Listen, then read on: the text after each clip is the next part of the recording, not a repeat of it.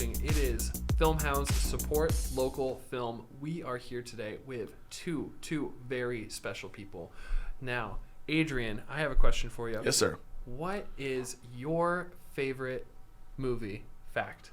My favorite movie fact. Oh, God, there's so many. You want me to pick just one? Just one. Okay. Steven Spielberg, right? You know who that is? Richard Attenborough, who played John Hammond, right? In Jurassic Park, right? Yes. Not John Hammond. Richard Attenborough directed Gandhi. Remember Gandhi? Yeah. Won the Oscar for it the same year that the Spielberg was up for the Oscar for E.T. And then later on, 10 years later, he ended up directing Richard Attenborough in Jurassic Park. And the subsequent year, is that a word? Subsequent. The subsequent year, Spielberg won the Oscar for Schindler's List.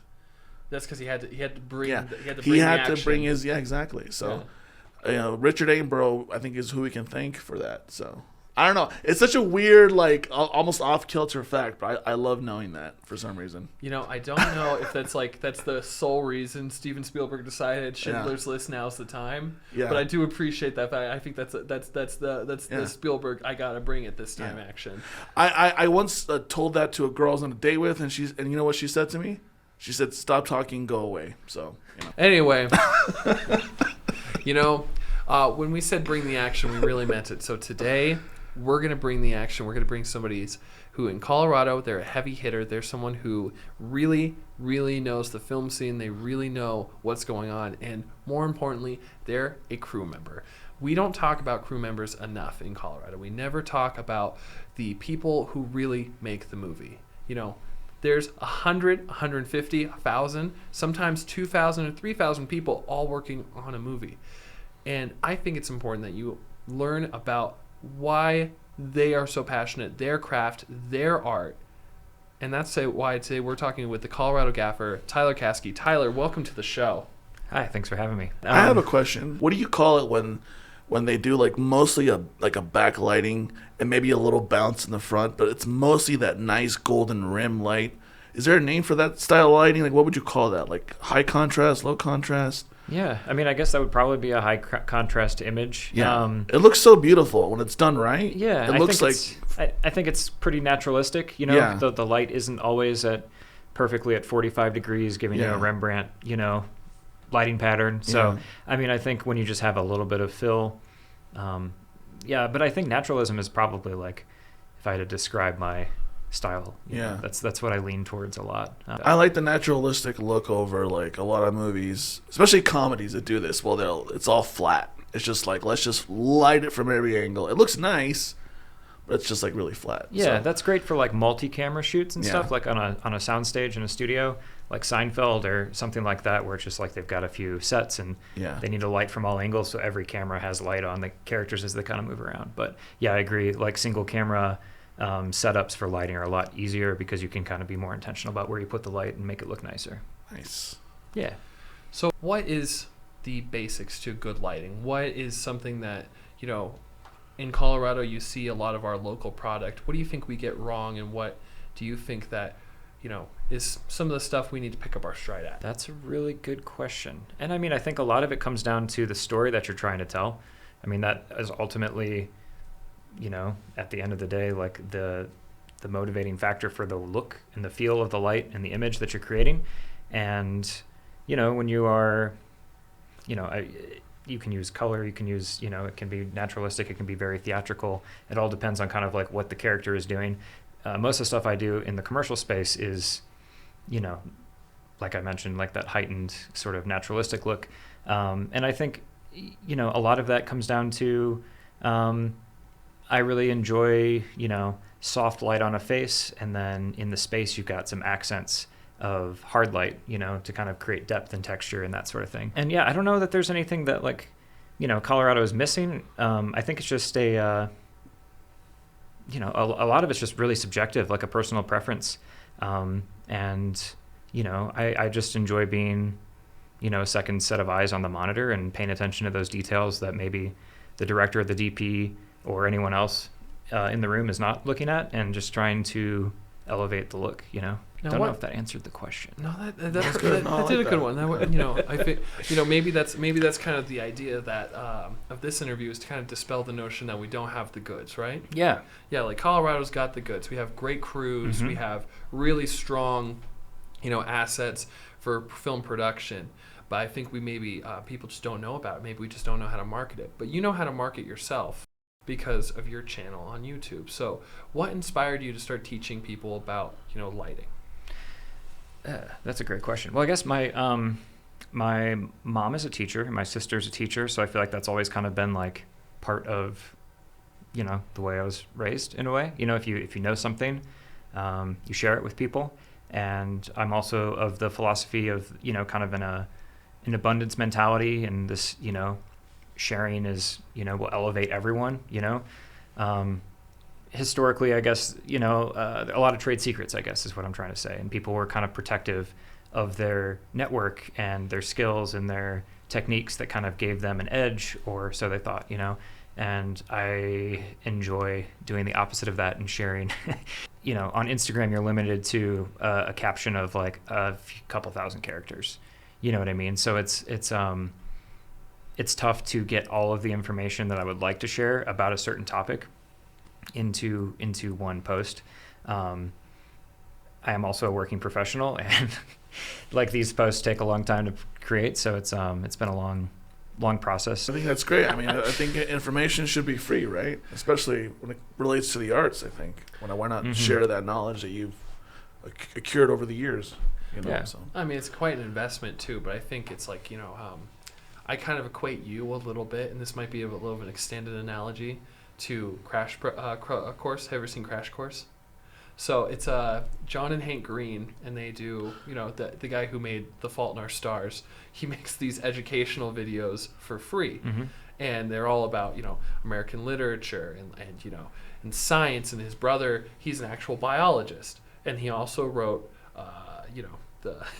an incredibly remarkable thing. And he's also a TV host, and he does all sorts of things. But they make this channel Crash Course for the benefit of just American public schools and public schools in general. And I think that it's one of those knowledge gaps that is essentially reaching the difference between a B and a C in a chemistry class. You're in the same way where for someone just learning to light, just someone who's picking up, maybe they're in a college class and they want to try something different, that's valuable. You can go to that and use it as a reference, and it's completely free. You don't have to play the game of like expecting your college lighting instructor to actually like you enough to ask a question. I think that's more than valuable. So what's the benefits you've had from like the Instagram? What have you seen people say to you from? Yeah, well, I mean, it's kind of a little bit crazy how that all shook out. It wasn't anything that I expected to kind of turn into anything, but I get a lot of comments and DMs and stuff like that where people are like, this is really helpful, thank you so much, asking me more specific questions, kind of diving into things. I meet with people for coffee on a fairly regular basis as well, like Denver, Boulder, students that are just interested in learning more about production and want to shadow me or whatever. So just trying to like share more information with people in a more intimate setting. Maybe intimate's not the right word. More personal setting, less, public, I guess. But yeah, and I, on top of that, I get quite a few, job inquiries, which I, the domain name Colorado Gaffer, you're hired as a local. G&E generally, isn't traveling for jobs. So people from LA and New York and Chicago and other big markets will be looking for a gaffer in Colorado, and I come up on my website, and then I have more jobs than I will often be able to take myself. So I'm fortunate to have a great network of other gaffers who are really talented in Denver that I can, pass along names and share it. And I'd rather, if I can't take a job personally, be able to pass it to someone who is going to give the Colorado film community a good name. Maybe was there a moment where you said, oh, I see this is kind of changing the face of how like maybe crews would be looked at, and then the social media age? Sure. Yeah, I think that when I first started, it was like, I don't know, March of 2021. Like started, it's just like there were 13 people like, you know, a year and a half ago that I was like, hey, you know, I'm going to start just doing this for fun and posting, you know, a lighting breakdown and just see what happens. And that quickly, you know, a couple brands and film related pages started reposting my stuff, and I started gaining a little bit of a following. And yeah, I mean, I kind of noticed that the demographics were people that were interested in more of like the fundamental like techniques about lighting, not like super advanced stuff. Like I'm not a, you know, Union 728, you know, electrician or anything like working on, you know, big projects or anything like that. These are just, you know, I would say medium-sized commercials in Denver. You know, a lot of branded content. With this, what is the goal now? So now that you've been at this for a year and a half, what are some things that you've been thinking about? Maybe that you want to reach out to people with. What is something that you want to make the Colorado gaffering community know? Yeah, I mean, I think like long term, it would be really cool to do more educational content, more long form educational content. It's something that I really enjoy, and I think YouTube is a great outlet, great channel for that sort of stuff. There are, you know, some excellent educational channels on YouTube already, but I think, I don't know, as far as like a lighting specific, there seems to be a bit of an opening. Like I think a niche that I've sort of identified is that like most people in the film community generally, myself included when I was first getting started, I was like had a singular focus on, you know, camera department. Like I want to be a DP. I want to focus on that. I love like cameras and lenses and lighting obviously as well. But it's just, you know, super competitive and saturated. And, you know, if you can kind of like focus, you know, in a support role, like lighting specifically, like there's just more opportunities to work with talented DPs and learn from people who are more talented than you. Absolutely. It's awesome. Absolutely. That's what you hear. That's what I tell people all the time, because I'm from California. Mm-hmm. And the vibe out there is not the same as here. Like everyone out there is just it's the constant chase. Here it's like people are more chill, but they're still talented, and everyone's just like you said, more warm, more like a lot more nicer. Yeah, you know? I moved here from Chicago. I don't know, about almost 4 years ago or so. Like, what's the vibe in Chicago compared to Denver? I mean, Chicago's like a cold, like post-industrial city. Mm-hmm. Yeah. Sorry, I'm a little jaded. No, I love Chicago. There's a great, you know, a great film industry there. A lot of like narratives and big commercials and TV shows and stuff being shot there. It's different here, but you know, moving here was a choice. It was intentional. It was a lifestyle decision. It was like, yeah, I'm not gonna go to LA and grind it out. Like right. I don't have any interest in that. I want to be happy and live my life and go mountain biking on the weekends or weekdays, you know. Yeah. You hear that, California people? Be happy. You want to be happy. You want to be happy and also succeed in what you're doing, not just. So come to Colorado. It's a balance. Don't come to Colorado. Don't come to Colorado. Yeah, I should add that caveat. You said you were not 728, so you're not a union person. No. So what's our one problem that's really holding us up before we can get more jobs that bring in, you know, better productions here to our state or more productions to our state? What do we need? That's a loaded question.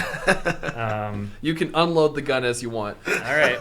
Well, I'm gonna try to do it tactfully, diplomatically. Yeah, I mean, I think a lot of it comes down to film incentives, tax incentives. You know, when you're talking what Colorado has, which is a great improvement over what it has been historically, it is nothing compared to what New Mexico and Georgia and other, you know, film markets have going on, which is like an endless supply of cash for these production companies. Well, let me take a step back.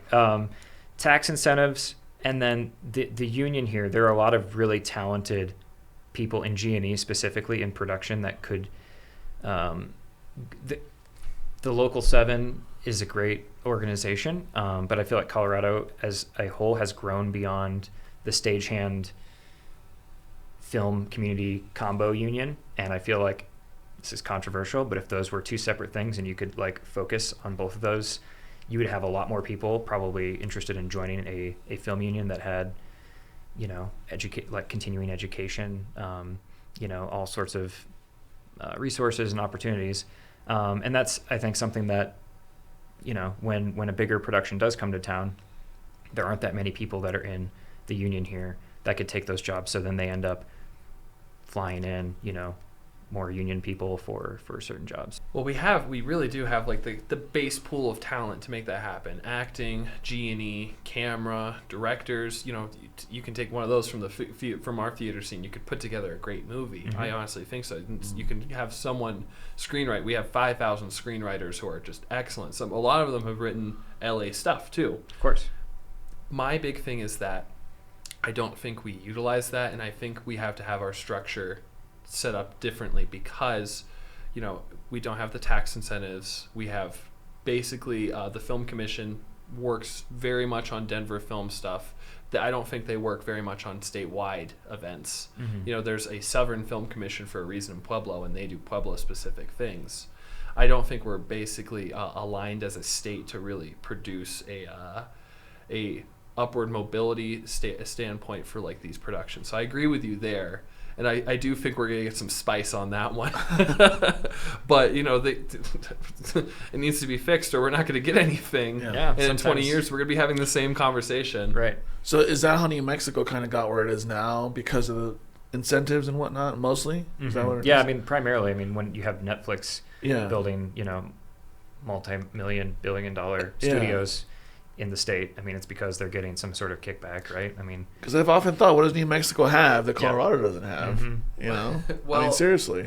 There's the thing. New Mexico had the brains to do this. Right. And they realized that a lot of people who wanted to move from LA would move to a state like New Mexico. Right. Because Santa Fe is one of those transplant cities. Is it?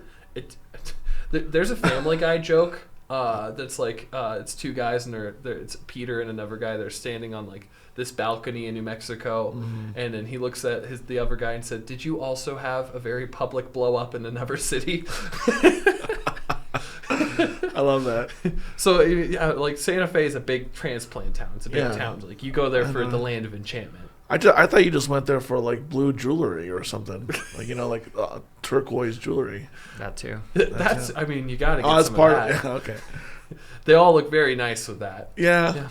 That's so interesting, though. Yeah, I mean, I wish we could get to the point where we're like New Mexico, but Well, maybe we don't have to become a New Mexico. My big thinking is that maybe one day we could, be a state like Massachusetts where they have plenty of movies coming through. They have TV shows. They have things like that. They have their own structure, though. It doesn't matter that they have a huge studio basis system. And, big hits get made there, like cult favorites like Thoroughbreds. Thoroughbreds was made by a guy who wrote the script when he was at Yale, and he decided he wanted to make it in the Massachusetts community. So, gotcha. Yeah. That kind of thing I think would be valuable as well. But, Tyler, we're not talking about Massachusetts. We're not talking about New Mexico. We're talking about Colorado. But today we're talking about game time, too. Are you ready for game time? Okay. Oh yeah. I don't have a choice. Let's do it. Right. Well, you said you told me you're not a film snob, which I appreciate. So we're going to talk about movies that, are maybe a little snobby, maybe a little fun, but also they're all about the lighting, baby. Okay, cool. Okay. So this one's all about film noir. Since you're the lighting man, we're talking about Mr. Noir here, Mr. Lights. So, question number 1. This iconic movie really defined lighting for the 1940s. It's one of those classic black and white pictures that, even people who aren't film people notice the lighting in this movie. It was also the movie that got Angela Lansbury, God rest her soul, her first Oscar nomination. What is this picture? Is it A, Gaslight? Is it B, Double Indemnity? Is it C, Maltese Falcon? Or is it D, Casablanca? I was going to say Wizard of Oz, but that's Unfortunately, that was made in 1939. it's pretty close, though. I don't know, Casablanca? So it's actually Gaslight. Gaslight. It's actually Gaslight. So Gaslight, it's like if you're not, it's one of those movies I watched in high school once and never again, because like a theater teacher of all people were like, this is peak cinema. And Angela Lansbury is like playing this like maid in it, and for some reason she got an Oscar nomination. It's got a weird history. It's also got a Gilmore Girls episode that's all about it. Cool. Gaslight. Check that out. Gaslight. Are you sure you're yeah. not trying to gaslight me into thinking this movie exists? Because I've never heard of it. That's actually where the phrase comes from. Oh, really? Yes, gaslight. If you're trying to gaslight someone, it's because in the movie, the main character, who's Ingmar Bergman, her husband is trying to gaslight her. He's changing the lights in the house so that she will go crazy and he can steal her money. That sounds really interesting. I want to watch that now. Gaslight. It's 1947. Angela Lansbury. Yeah. I bet she was cute back then. She's cute now, babe. That's true. that's true. So Tyler, here's the rules of the show. You got to get 2 out of 3. Or we're going to go to your house and we're going to break all the light bulbs. We're going to gaslight the hell out of you. Okay. What movie does the iconic phrase, "Play it again, Sam," not occur? Because it was actually not in the movie. Is it A, Casablanca? Is it B, Gaslight? Is it C, Double Indemnity? Or is it D, Rocky? Man, if only I knew the answer to this. Just for the record, I never went to film school, and I never took film history. Well, You didn't miss much. that's what makes you so nice. Suppose so. You didn't miss much, trust me. You didn't miss much. Yeah, you know. I should have gone and been a lawyer like my parents told me to be. Can I phone a friend? Yes, you can. Adrian is your phone a friend. Hi, can you answer this question for me? I'm going to say it was Casablanca. And you'd be correct. Ooh, Did you just guess? How did you know that?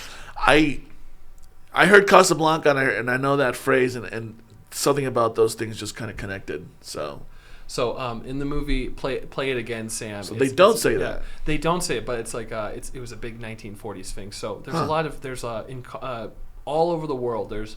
There's Play It Again Sports in Castle Rock. There's in Fort Collins. There's Wear It Again, Sam. This is old businesses. They play on this, and because it's like it became a cultural thing. Do we know the origins then? If it wasn't said in the movie, well, it's because the origins in it's the certain song that's played is only when again Ingmar Bergman comes in and she's like, "Won't you play that song again?" And then Humphrey Bogart's like, "I'll never listen to that song in my club because that's the song where I fell in love with you in Paris." So it's this. The line is really like, "Won't you play that song again?" or something like that. But he does say we'll always have Paris, right? Yes, he does say we'll always have. And Paris. I've never seen that movie, by the way. No one's seen that movie. I know. That's true, right? I've seen Gone with the Wind. Why? That's 5 hours of your life you wasted. It was in grade school, and our teacher just put it on. Yeah, it's true. She's like, "We're going to watch Gone with the Wind today, kids." We're like, "What's that?" "Oh, it's a post-Civil War era masterpiece."